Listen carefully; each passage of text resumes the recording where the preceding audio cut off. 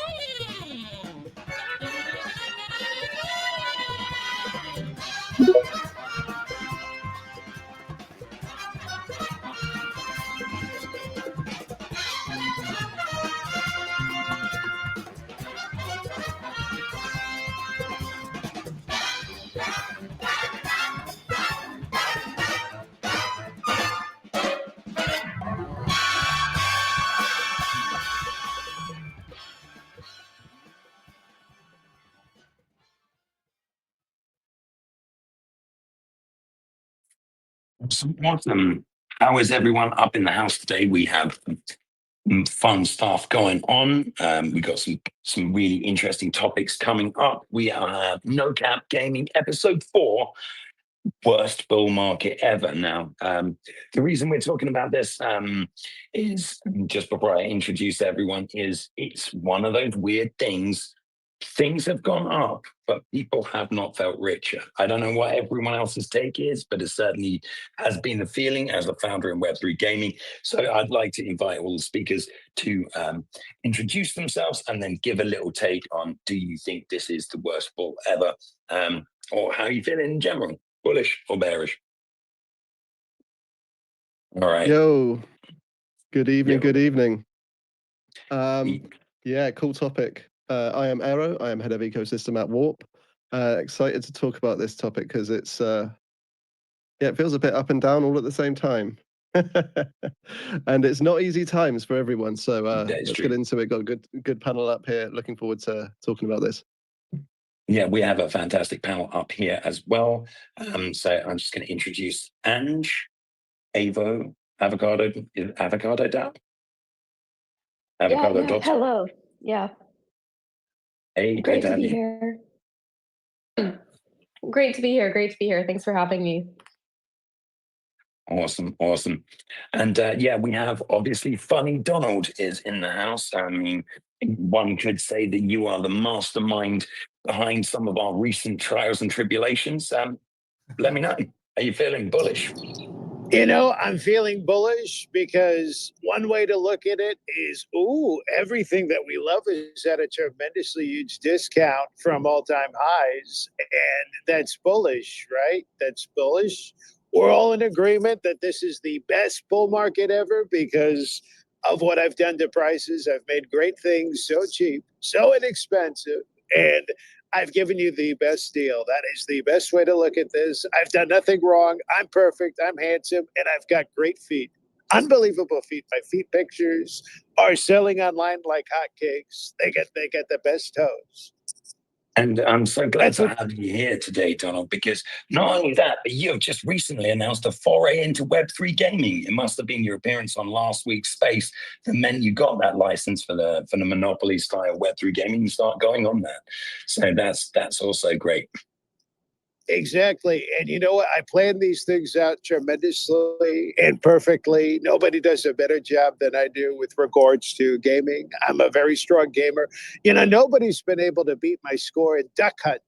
I did a tremendously strong job with Duck Hunt a long time ago. I shot all the ducks. I shot all the ducks. No more ducks. No more ducks. Almost as good as Dick Cheney. I heard he's a good shot as well. You know what, that peckerhead, you know what the thing is, he needed to go to a place where all the birds were trapped in a basically big cage. I mean, what the hell kind of shot? I mean, who hunts for quail like that? They clip the wings so they can't even freaking fly. And that is exactly how I feel sometimes in Web3. Clipped wings, can't fly, can't get people off unless they pay a call. A 200,000 lot of bucks a month. similarities. A lot of similarities. Also on the panel we have Rion. Could you give us an intro? Hey everybody, GM. It's 3 a.m. here. I'm still having my dinner. I'm grinding on spaces, so happy to be here. It's my first time, I think. It's my first time here in Warp Space. Excited to be part of this conversation. It's amazing, and I think I'm bullish overall. Oh, hell yeah. Hell yeah. And I just saw the Shaolin join us, but we've also got Jaden, who hasn't had a chance to introduce. Jaden, take it away.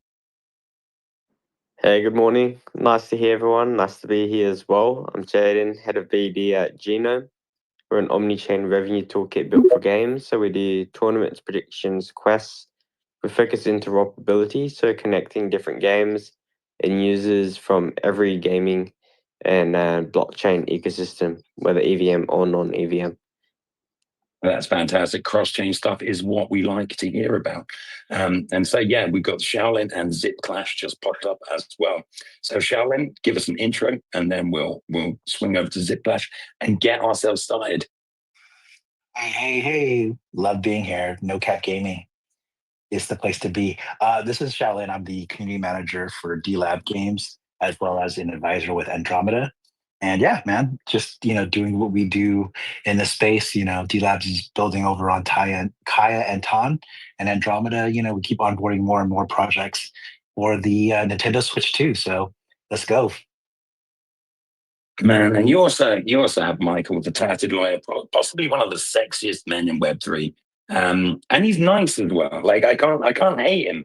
We're like in competition with publishing, but I just cannot hate the guy. He gave me throat sweets at GDC when I was out, and I've been like, I would be tempted if it was the other way around to give someone like something that would mean that they couldn't talk.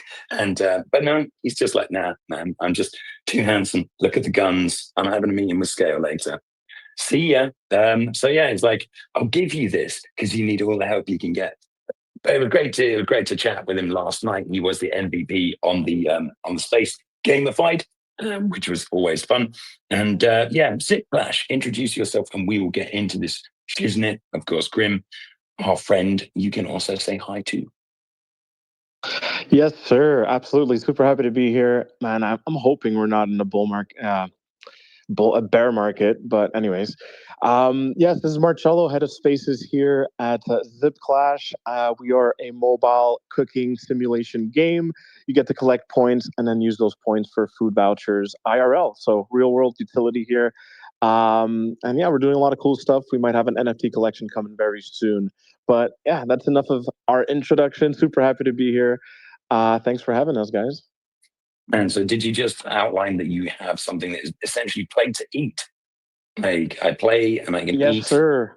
We're not Play to doing eat. play to earn. We're doing cook to earn, baby. Cook to earn. Let's go. Cook to earn. I've heard I've a cook to earn, sleep to earn. Like the only thing I haven't seen is like so far is like P to earn or something along those lines. Like no one's tokenized.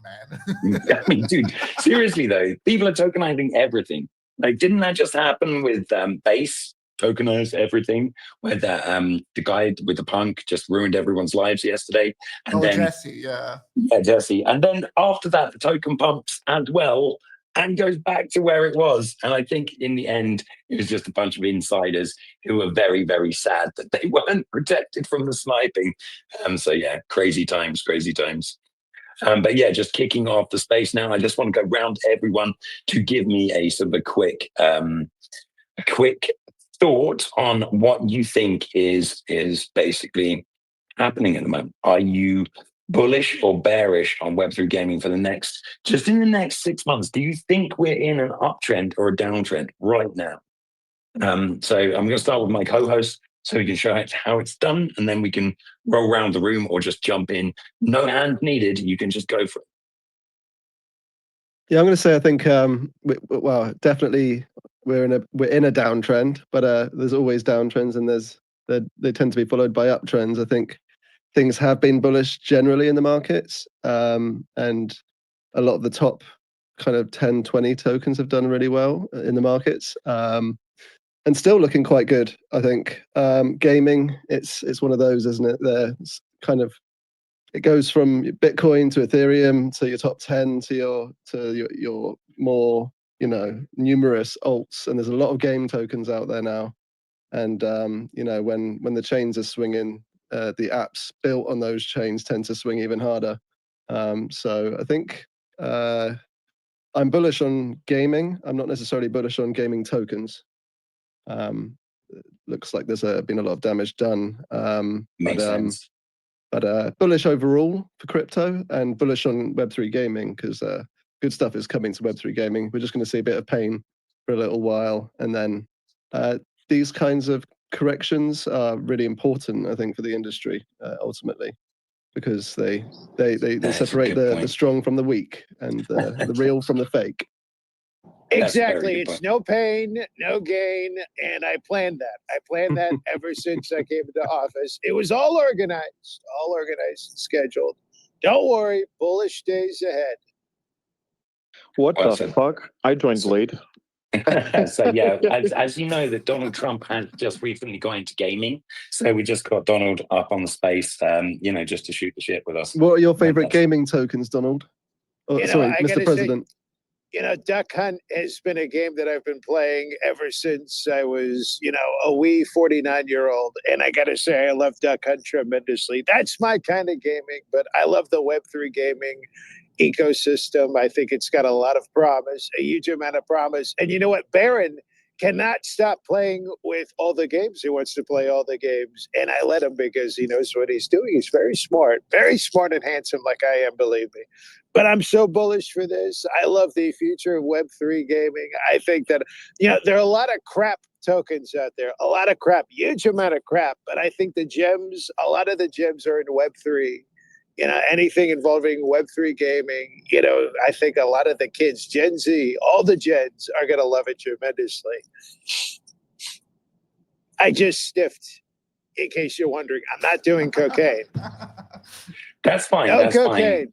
We don't have any sort of former presidential staff in the building, so it's fine. It's all good. But yeah, I think next we will roll on to Ange, because you had some top emojis there. Give us your take. I mean, I don't know. I like what Donald's saying of being bullish on gaming. I think that makes sense. We're seeing like it's actually one of the biggest sectors that is getting funded right now from VCs, from angels. So I think we're all bullish on it. Yeah, fuck the tokens. Don't know about if the tokens are going to last, but definitely love that it's getting the attention it needs. It's getting early signs of PMF. You're seeing chains coming out that are able to produce PC level games within your mobile. And I think that's really interesting and cool. And that's the thing that we're not talking about enough in just like the regular Web2 community. So I'm super fucking bullish on it. Oh, that's amazing, dear. Absolutely love it when people are bullish. To coin a Marcello phrase of my favorite, Marcello, you're representing Ziplash. You're representing a lot of games out there. What's your thoughts on the immediate future of gaming? Yeah, absolutely. I know that, the last little while things have been a little shaky, but where hasn't it been, right? And I think that even on the broader level, I think gaming is also something that's just been suffering a lot as well. We've had almost like 15,000 layoffs last year, so it's not just a Web3 gaming situation; it's just a gaming situation. But when it comes to us, I definitely think we're in an interesting spot where I think that it really just takes one thing to shake things up in a positive way too, right? Especially when it comes to games, like we don't know everything. There could be games being developed right now for the last 5 years, and we could get some news tomorrow, and then that might shake everything up as well. So I don't know. For the little while right now, I do think things aren't the most bullish. That's for sure. But anything could change. Even in the next 6 months, things could become very positive as well. I think we've had a lot of shaky waters. We've had some interesting situations happen within the space back after back after back, which hasn't helped us at all. And I'm just speaking, between Web3 gaming and crypto in general.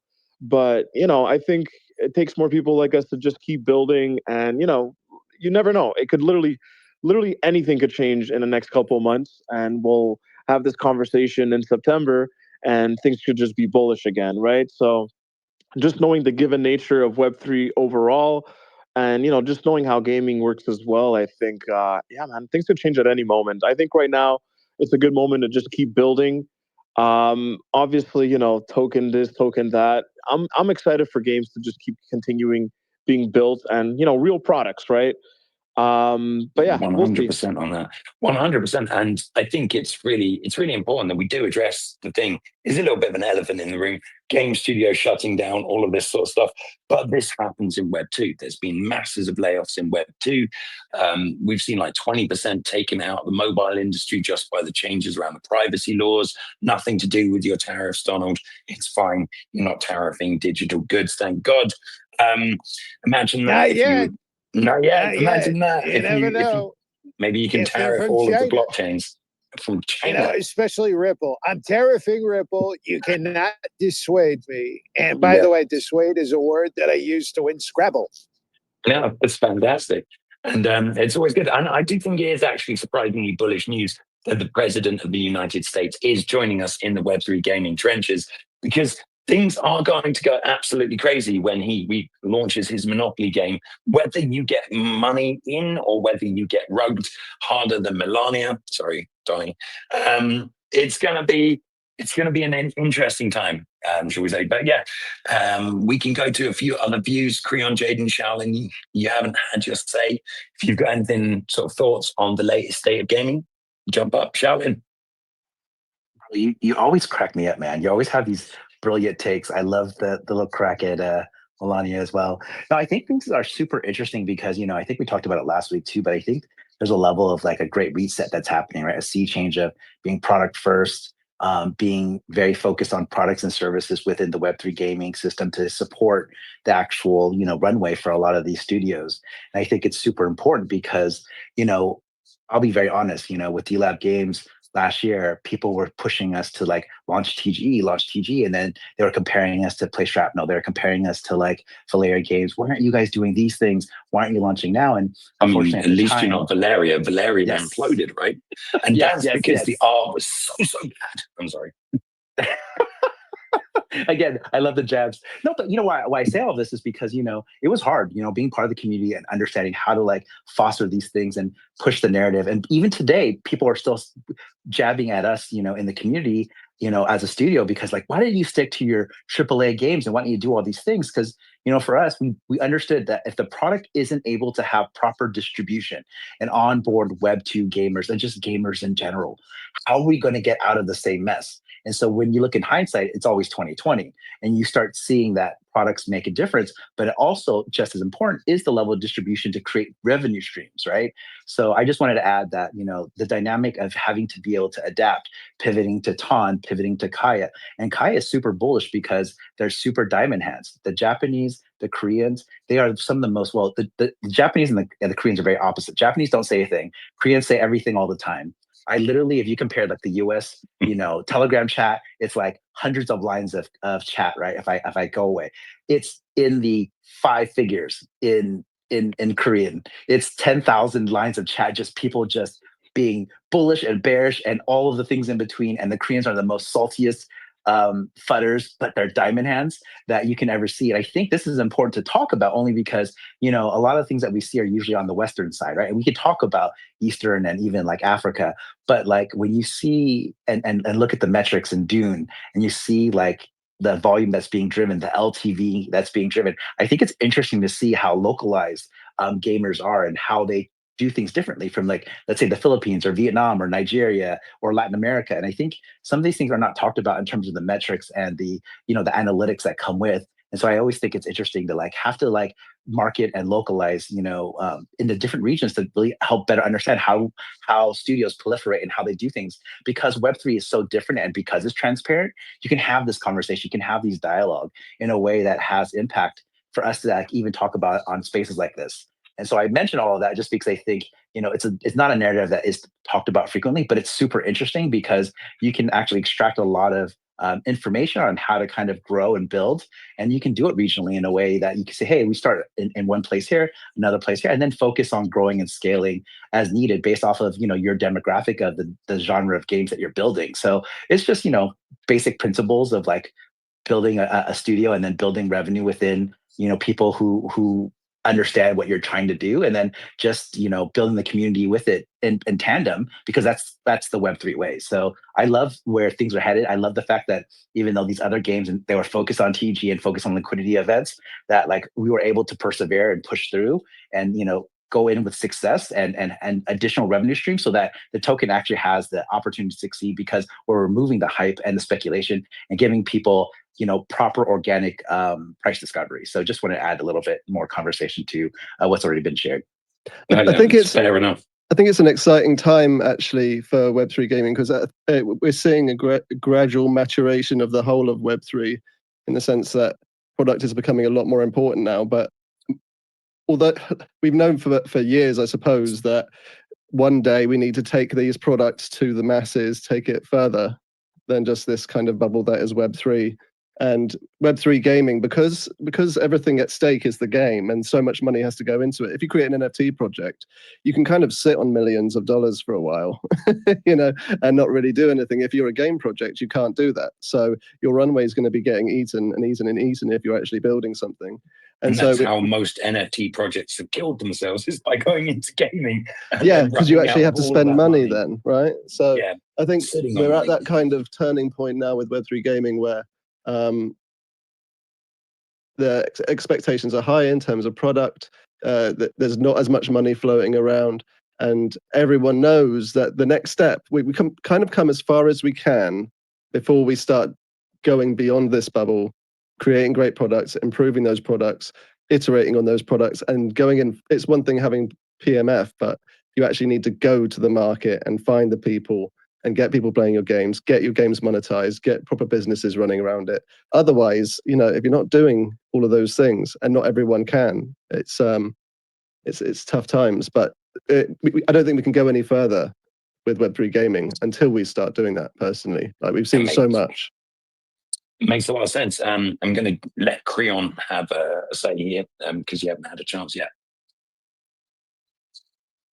Oh yeah, thank you. I'm gonna say I'm bullish, not because of gaming being seen or being funded by VCs, not also because this feels like 2021, not even because of the products. Actually, I see that people are kind of like waking up and learning, from our past experiences, and I see that the number of true builders that care about products and communities are also rising. The only question is, I mean, whether they're gonna last or not. Because based on how I've observed so far, or on our experiences, maybe Web3 games have like short lifespan. But I really am hoping that there will be games that will last for like decades, or the community and the user experience through community and organic interaction engagement will also be retained. And I'm hoping, and I'm seeing that a lot of people are they know now they now know what is needed in Web3, not just what we want. So tokens aside, I feel like we're improving, we're progressing. So really bullish on Web3 gaming. So Angie and I was on another conversation earlier where we are talking about this, and definitely gaming is one of those sectors that are actually maximizing the utility of blockchain, and whether it is being like taken advantage of to create taken advantage of as to become like a financial vehicle for some of the bad actors in this space. But um the reality is there's a lot of gamers who wants to play game, and there's a lot of builders here in a Web3 gaming sector that are actually building good product. Just look at how the games were back in 2020 until versus now. Everything is going good according to what we are expecting and what we want. So I'm pretty bullish. Thank you. Yeah, it's good to see people bullish on this. And as we're approaching sort of halfway mark, I mean, it'd be good to just sort of have a little bit of a summary of this. We are seeing essentially games shouldn't be just short. They shouldn't be gone and in a few seconds. They should definitely exist for longer. They like you're putting things immutably on the blockchain forever and doing tokens and all the rest of it. If you're not considering a live service game, I would question why you're in the space. Like if your game isn't meant to live forever and then spawn some sort of ecosystem and you continue building around that as a studio and as a community, I think you're kind of in the wrong zone. Because if you've literally designed your game to fall over after a while in the classic sort of Ponzi, what's the point unless it's just a purely token game? What's the point of having NFTs? You're basically creating on-chain garbage, like on-chain clutter. These things are just going to be worthless.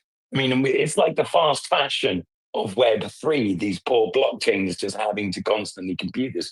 Please don't do this with Bitcoin. You will eventually kill it with too many crappy ordinals, and that would just be hilarious. But yeah, we are now on the half hour. I would advise everyone to follow everyone on the panel who's taking the time out of their day to join us here up on this space. Follow each other. These are wonderful people.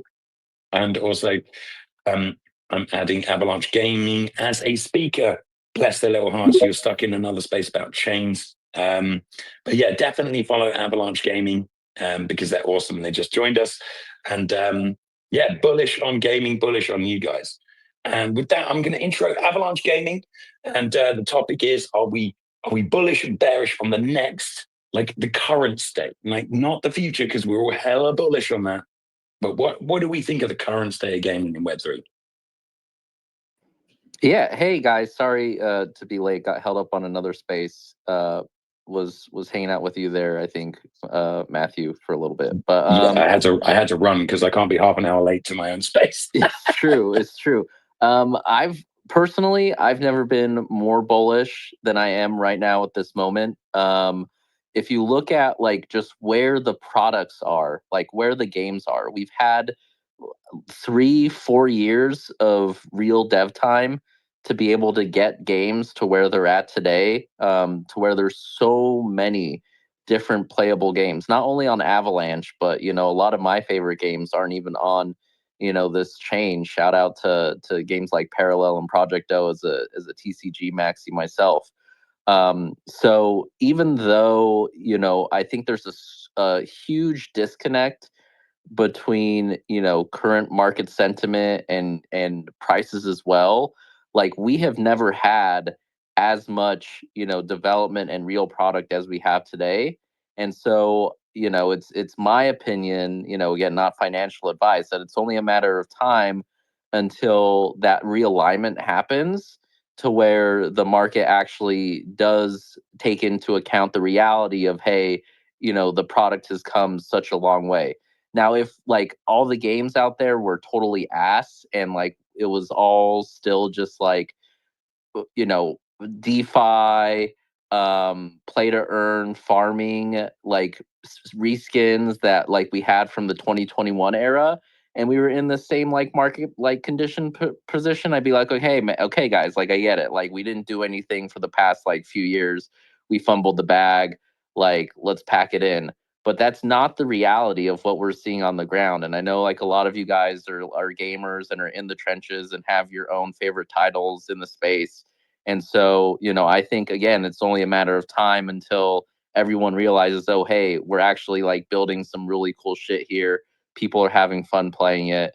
And, don't go looking and staring at charts all the time. Go find some games that you like to play and jam on those is my suggestion. I have to add that there should be a CoinGecko section of ass gaming. I think you just coined a new term for a CoinGecko category. They should call it ass gaming because that was tremendously smart.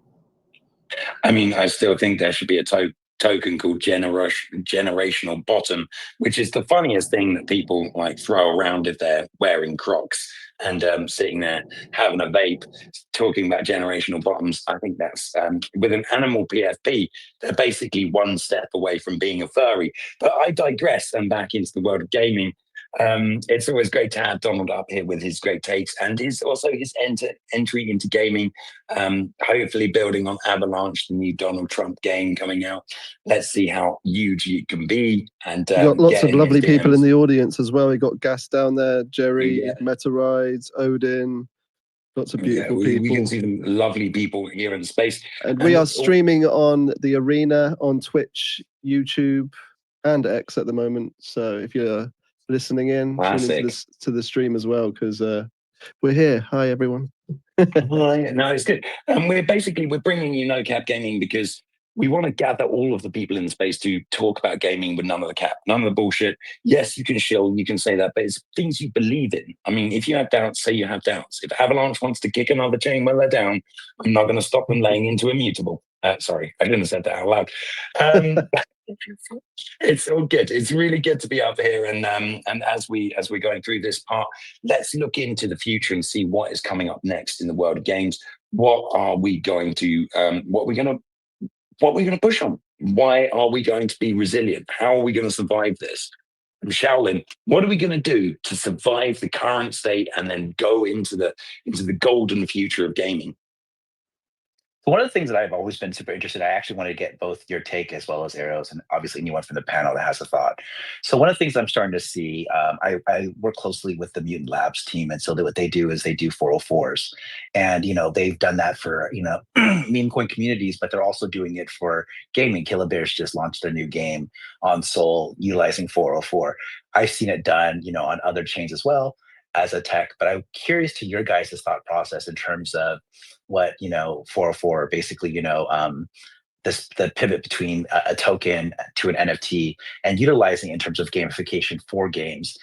Do you think it's a gimmick and it's going to have its run, or do you think it's actually something that's viable in terms of really changing the landscape and the experience for people to one come in and onboard them so they don't have to have the NFT first, but then utilizing the token and the NFT as a like an RPG method of like building up to something so that you can acquire enough so that you can then get the NFT and then utilize it either as a soulbound token or some type of thing metric for you to have multipliers. I think it's super interesting, but I haven't heard enough people's feedback on it in this gaming space to kind of see if it's something that will actually stick and stay in terms of the gaming experience and user experience. I mean, I've repeated often on Spaces. I'm all for putting in complicated financial instruments into in front of players. I love that. That's one of my favorite things. In fact, I want to play an RPG where I can go and have a 7% annualized return on my axe that I put in the bank. No, I'm joking. I think it's going to work for some games, man. Like it's going to work for some games. Some people want complicated financial things. Some people want all of that special tech. I think we need to have games that become so vastly popular and so absolutely crazy, do some of the more niche use cases find their game design home? Because I just don't think we have enough people who built enough games to use them to what crazy level of crazy they should be doing. I mean, there is all sorts of weird shit you can do with tokens and NFTs and the various like standards, and that can be fantastic, but we can't think of them as purely financial instruments. We have to think of them as what is that actually doing to change, say, for example, the resources on a planet. Imagine that you had all of the resources on the planet and the entire planet is like a voxel world where every single resource was an NFT that could have sort of a token and a liquid staking. You could simulate some sort of crazy interplanetary mining economy with warp gates taking these things from place to place, and that all functions dynamically and online permanently and in a way that it's always recorded and you can't crash the server, and you can have finite planets in an infinitely constantly expanding universe of games. I want to see that shit. Until we have that, then let's not complicate things and let's make games that look damn good, like the games we're watching streaming at the moment. But yeah, I think that's the issue, isn't it? Is that why do these things come into existence? Generally because it's a way, I think in this instance, of making NFTs more liquid, essentially, so that you can kind of fractionalize them and make it so more people can own them and generate more kind of financial velocity around it. But that's the Web3 way of using something and giving something a use case. At the end of the day, like I like what you said there, Shaolin. You could be accumulating the pieces of something to then eventually assemble it, or something along those lines. Or you could, I mean, I've been waiting for fungible tokens to be used for resources for years now. Like you could be collecting gold and trading gold. You could be specializing in stone mining and selling stone. Like there's ways that you could do that and have that kind of peer-to-peer marketplace around it. But I think there's a use case for a lot of these NFTs, particularly like soulbound tokens, particularly when it comes to player identity and your data. But again, like all of these different standards can have great use cases. It's just a question of what's a great use case, and then finding the standard to fit, rather than creating a standard and then finding a way to put money into it. So yeah, I like to chime in as well to this conversation, because I think that I definitely want to piggyback on what Matt said.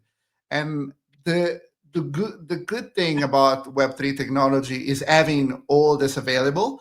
The difficult thing is making it simple enough that it doesn't impact the gaming experience.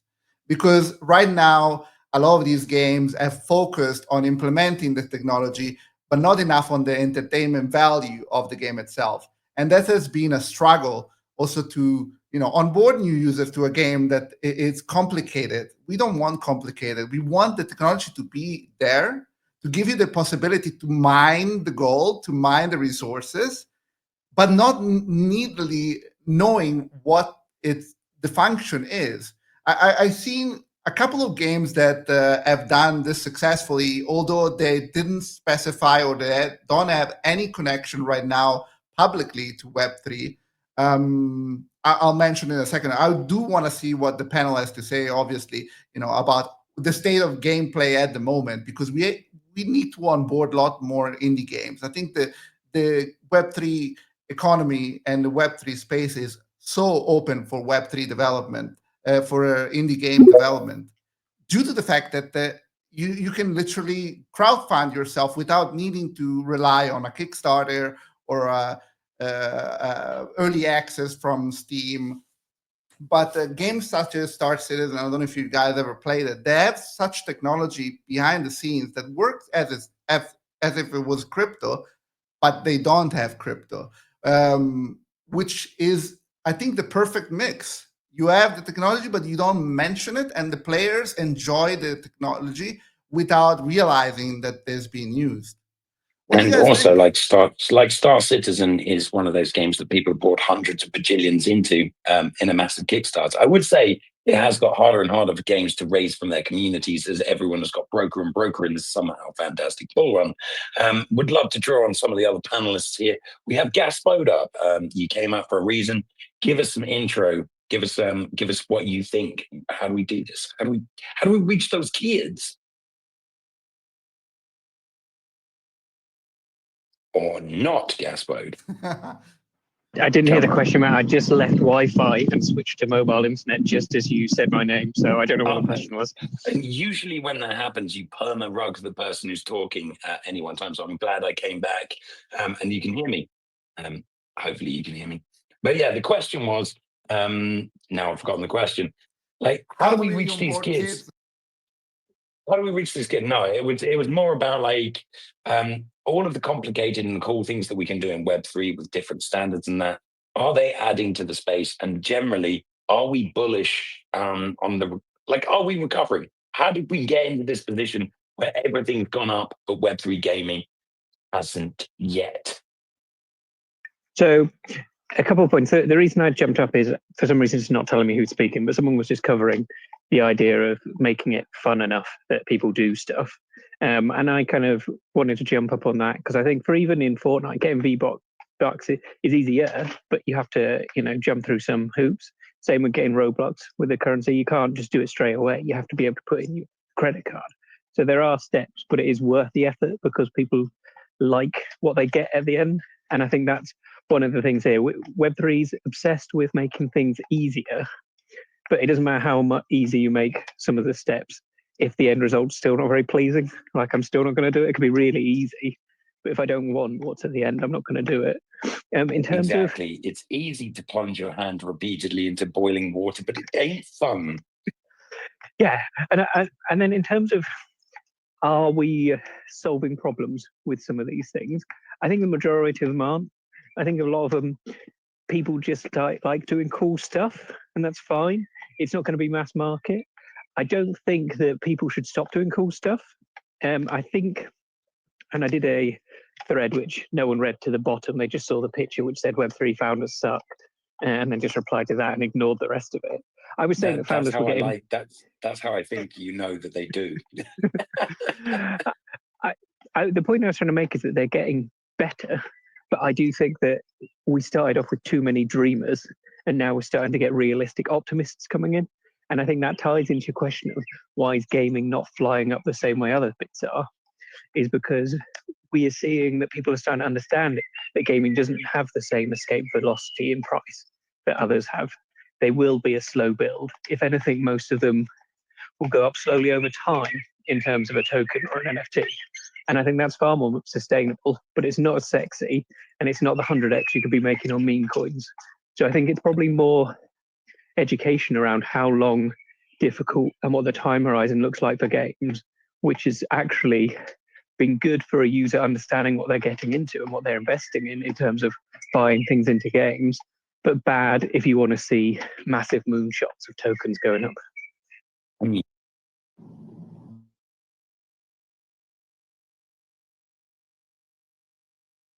Matt, you're muted.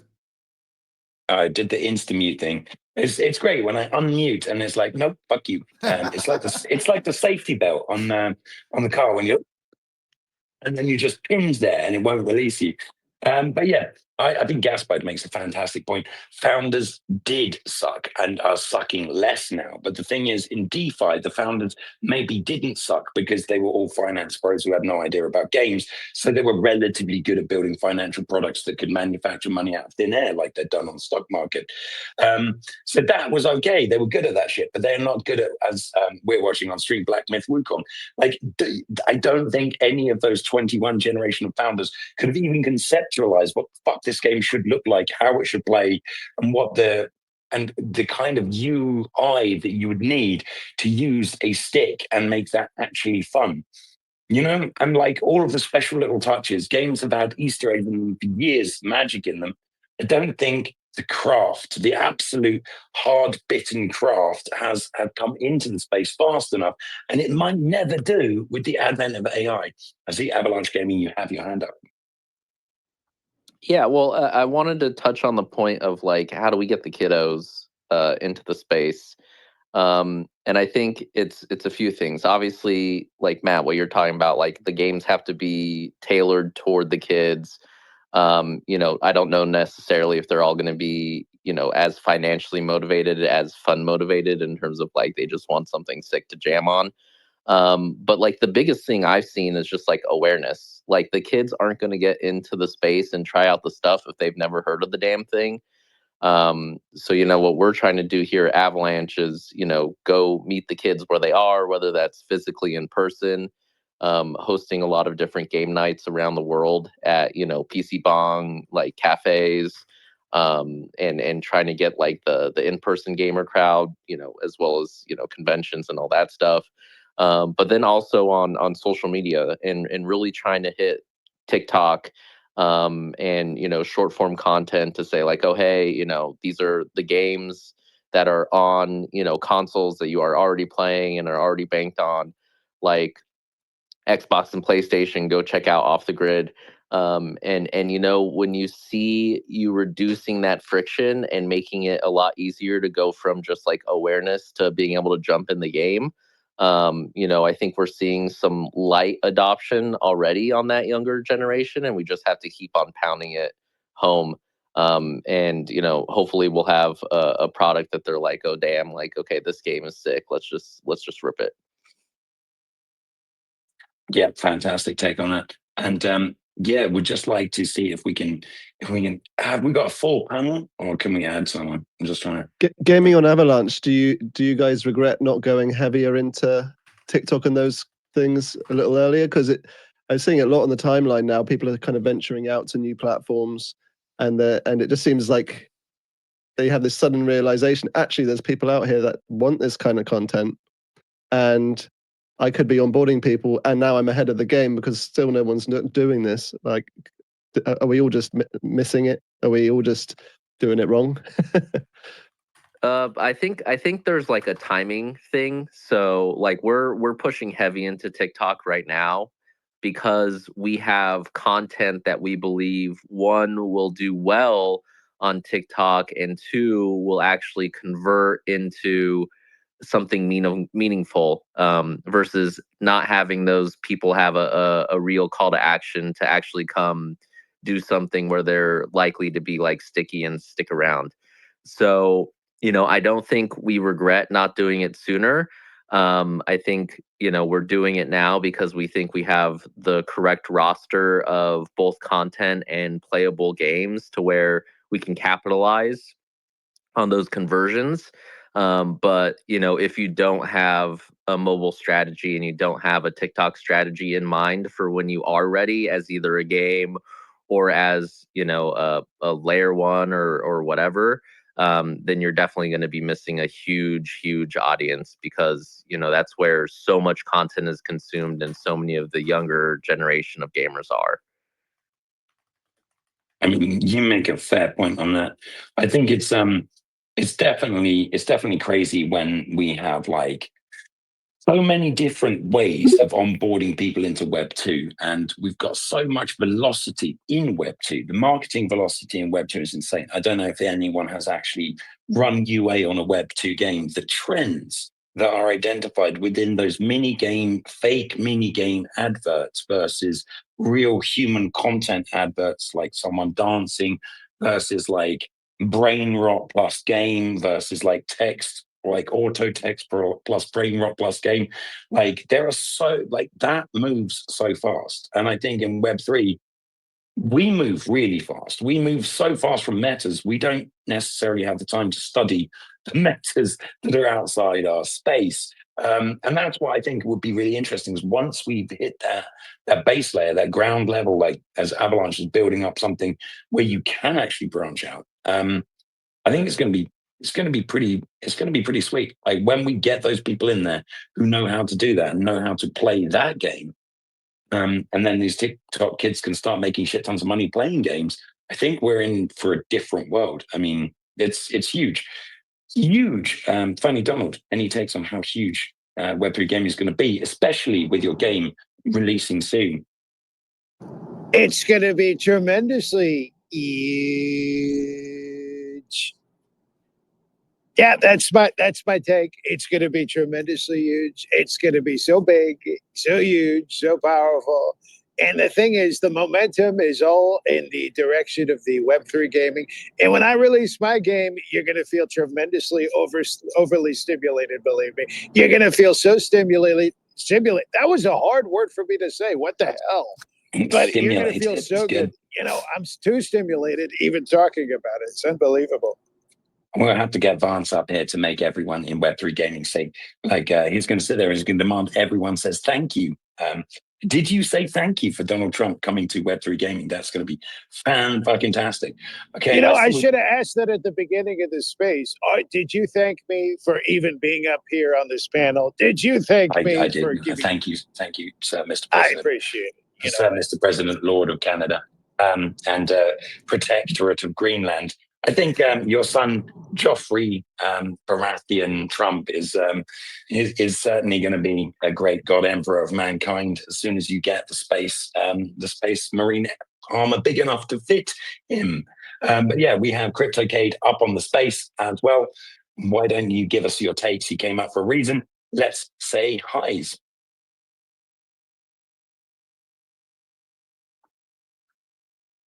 Yeah, sorry I'm late, guys.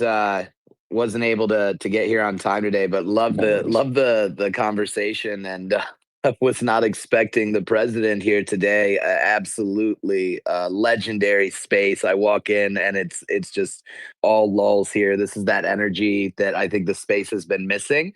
Bring this back to the entertainment factor. Bring this back to what kind of brought us all here. Is to have fun and to build cool shit together. And I think this space is a great example of that being done right. We're bringing sexy back. I don't know what music artist said that, but you know what? Somebody said it. We are definitely bringing sexy back, and we're actually adding sexy because now we've also moved into the world of non-woke gaming as pushed by Elon and Trump. Do we think that gaming is going to go back to Leisure Suit Larry style stuff? Do we think we're going to see on-chain naughtiness? What is going to make I the hope breakout? so. I hope that happens across cinema, across all mediums. I just bring back comedy, bring back taking the piss out of everyone. Man, they were raunchy. They were crazy, and they're still the best. Yeah, man. I could never get enough of like RoboCop. I actually want the 90s and the late 80s. All of those movies, I want them to be games. I want that to be cyberpunk. You know, well, RoboCop was a game. Yeah, I know, but it was shit because we didn't have the graphics. I want a full like 3D RoboCop. Explore the city. That would be crazy, right? I think we're seeing a lot of this happen right now too on like Netflix, right? We've seen Netflix buy up dozens of popular IPs from old games. I mean, just what, last month, Devil May Cry. I mean, an absolutely great rendition that we have seen the metrics for the game, Devil May Cry, go up as a result, right? People that were not fans of this game, that were not introduced to this IP, have now been introduced to it through a transmedia approach. And while everybody may not have the ability to cop a Netflix deal for their brand new IP, it just shows that the way that we reach our audience is not directly just through your game. It's through your IP, right? And so as builders are continuing to branch out, yes, platforms, getting off of X, going through TikTok and traditional UA funnels to reach the audience that you are actually trying to reach is super important. But how you speak to them when you're there and the types of entertainment that they choose to interact with on those platforms is equally as important. Yeah, no, that's a fantastic point. And it's really cool. Like we will get there. Like I guarantee you will get there, especially with the IPs. Like Devil May Cry, fantastic IP. Hilariously enough, Arcane on Netflix was such a good rendition that people who tried the game, they tried League of Legends, and boy did they hate that. Like they did. It like literally put off about 30,000 people who downloaded that game and were like, this is gonna be fun. No, it was not fun. It was like being baptized into lava. So it's definitely swings and roundabouts with that on the IP, bringing people back into your game. But definitely, game IPs have crossed the threshold, and I think we as a culture have crossed the threshold as well. From the point where, when I was a kid, gaming was like quite a geeky habit. It was seen on the same level as like painting Warhammer, and even that's become like quite a lot more rehabilitated. I mean, no one goes into the stores. No one can abide the smell. You don't want to be seen in there. And before you hit puberty, it's basically okay as a thing. But now gaming is kind of everywhere. Everyone loves gaming. How do we see this? Like, everyone loves gaming. Everyone loves IPs. How do we build across this with Web3? How do we reach those things up? And that will be, I think, the final thoughts as we're coming to the close end of the hour. And I would like to respect everyone's time. That's How where I do do we build think that IP? like interoperability as a concept has kind of gone very quiet, but I still think there's something there. In terms of like player identity, especially player identity, interoperability of assets, like people like we had notes down. We could talk about the sandbox and them doing this thing with Jurassic Park. I mean, it's kind of gone. They keep doing these things, but at least they keep doing them, right? They're iterating. They're surviving, they're sitting on god levels of money. Yeah, but they're still here, and you know, if you're around long enough and you iterate long enough and you've got enough money, then great things can happen. But ultimately, just every brand now has to have some kind of existence in gaming, right? They have to have their IP everywhere. It has to be in games. Sandbox is one of them. So you have your IP everywhere now. If you start working for a brand and you put it on LinkedIn, immediately the agencies are in your inbox, like, oh, we can get your brand here, we can get your brand here. And I think this is and like Cade was saying about Netflix, the way that everything's transmedia now. And I think people want to be transmedia too. And I think interoperability is a really cool way of perhaps making that happen. I don't quite know how yet, but I think I it's still about love the player idea. data as well. Player I think data. it's really data. It's really important. Yeah, look at the data, right? At the end of the day, all marketing, like the methodology, like tactics, strategies, and messaging may change, right? But these are short-term things, right? Your approach and the best practices that we use in marketing, depending on the product vertical, very, very little change, right? There's very little difference to building a marketing funnel, product to product. It's really about placement, right? Where are we going to run these ads? What are the messages to that persona? And I think that's where a lot of Web3 is struggling right now, right? Because there is not a dedicated audience that already exists here and is labeled and pixeled and trackable, right? Something that's very easy to remarket to. We are building that audience, right? And for the last 9 months to 2 years, everybody has tried to treat this as if these are brand new people entering the world whose only interest is Web3, right? Or only interest is DeFi. And your customer personas are real people who have real journeys, who don't just like Devil May Cry, that don't just play games. They watch animes, they buy comic books, they collect trading cards, right? And there are all sorts of avenues that you can use when you understand your audience persona to reach these people. And I think we've been putting all of our financial paid media bucket into one specific vertical and one specific platform. Most every project for the last 2 years, that's paid media via content creators on X. And that is not the way that you're going to fill 100,000 players in a lobby, right? That is not the way that you're going to create a sustainable brand around an L2, right? You have to find a way to speak to your customers in the places that they are and not treat them as if their only value is as a Web3 user. Yeah, that is very important there. And I think that's a great sort of note to end the space on.